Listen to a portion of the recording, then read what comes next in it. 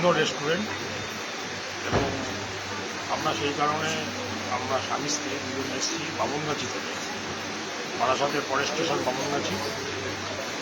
এবং আগামী 18 তারিখ আমরা যে স্কুলে পড়তাম সেখানে আমাদের স্টুডেন্টদের একটা গ্রুপ আছে।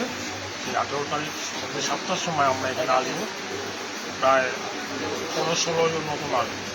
খুব ভালো লাগলো, এবং এখানকার যে অ্যাকোমোডেশন এবং এখানকার কর্মচারীদের যে ব্যবহার এবং রান্না বান্নার যে কোয়ালিটি খুব সুন্দর।